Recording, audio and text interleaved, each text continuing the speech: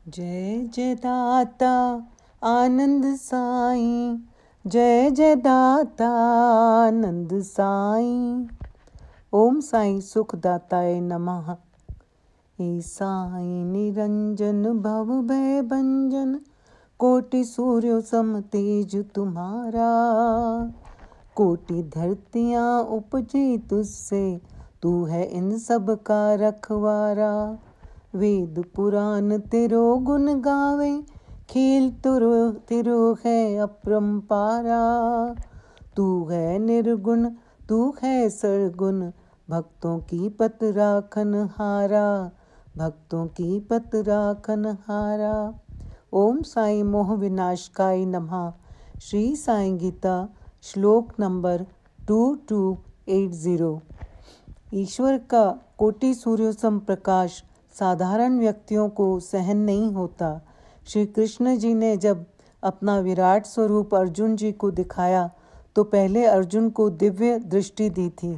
श्री आनंद साईं जी के गुरु श्री स्वामी सीताराम जी महाराज को राम जी दर्शन देने आते थे तो उनकी कुटिया में कोटि सूर्यों सम प्रकाश फैल जाता था। एक बार राम जी स्वामी जी को दर्शन देने के लिए आने वाले थे। उन्होंने उनके एक शिष्य को कुटिया साफ करने की आज्ञा दी। कहा, आज हमारे राम आने वाले हैं। शिष्य का कौतूहल जागा। उसने सोचा, आज मैं भी राम जी के दर्शन करूंगा। गुरु आज्ञा के विरुद्ध वह रात के समय स्वामी जी के पलंग के नीचे छुप गया। अज्ञानवश उसने वैसा कर तो लिया, लेकिन रात को जब श्री राम जी आए, उनका दिव्य प्रकाश सहन नहीं कर पाया और दिमागी संतुलन खो दिया। वर्षों तक वह रामटेक की गलियों में विक्षिप्त अवस्था में घूमता रहा। कोटि ब्रह्मांड नायक से कोटि धरतियाँ उत्पन्न हुई हैं और उनके पालनहार हमारे साईं राम जी ही हैं। निराकार भी वही हैं और साकार रूप में भी वही हैं। भक्तों की लाज रखते हैं। जो सच्चे मन से केवल श्री साईं राम के हो जाते हैं, आज भी उनकी लाज रखी जाती है। आज आपको एक भक्त का किस्सा सुनाती हूँ। पत्नी ने पति से कहा, हर समय माला लेकर बैठे रहते हो, कुछ पैसे का इंतज़ाम करो, बेटी के लिए लड़का नहीं देखना क्या। भक्त चौबे जी ने कहा, ईश्वर पर विश्वास रखो, समय पर सब हो जाएगा। चौबे जी कभी गुस्सा नहीं होते थे। वे तो केवल लड्डू गोपाल के बारे में ही सोचते रहते थे।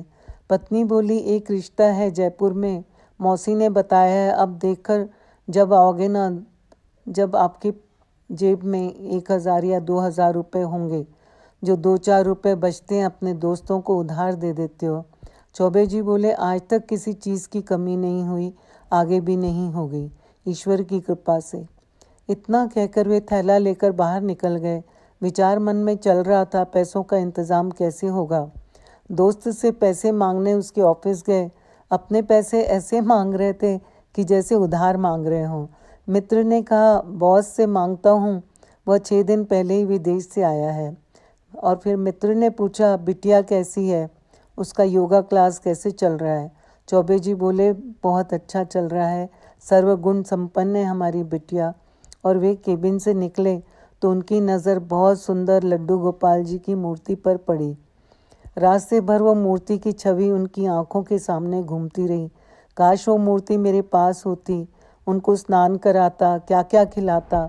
उतनी देर में घर आ गया। घर के सामने एक महंगी गाड़ी खड़ी थी, लोगों की भीड़ भी थी। घर में घुसते से ही सूट बूट में एक आदमी ने उन्हें राधे राधे कहा। चौबे जी ने पहचाना नहीं, फिर भी उन्होंने कहा, कहिए मैं आपकी क्या सेवा कर सकता हूँ। वो व्यक्ति बोला, मैं आपसे कुछ मांगने आया हूँ। 4 दिन पहले मॉर्निंग वॉक के वक्त में मुझे हार्ट अटैक आ गया, तभी आपकी बेटी ने मुझे हॉस्पिटल पहुँचाया। अगर थोड़ी भी देर हो गई होती तो मेरा अंत निश्चित था। फिर उसने हाथ जोड़कर कहा, मैं अपने बेटे के लिए उसका हाथ मांगता हूँ। जो अनजान आदमी की मदद कर सकती है तो वह अपने परिवार का कितना ध्यान रखेगी। चौबे जी अवाक रह गए। फिर उन्होंने वही मूर्ति लड्डू गोपाल जी की उनको भेंट की। प्रभु के भक्त प्रभु की भक्तों की लाज रखते हैं, जो उन पर पूरा विश्वास करते हैं। ओम साई राम, जय साई राम।